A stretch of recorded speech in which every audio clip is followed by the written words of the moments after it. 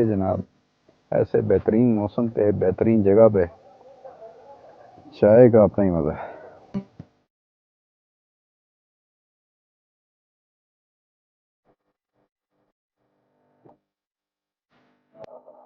चाय भी बिस्किट शिस्किट भी लो ना यार। आप लोग तो तकल्लुफ कर रहे हो।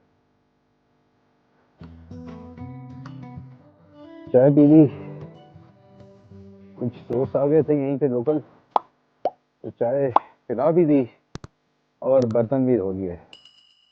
जो सबसे गंदा काम है ना वो है बर्तन धोना, लेकिन उसके बगैर भी गुजारा नहीं है, तो वो भी कर लिया।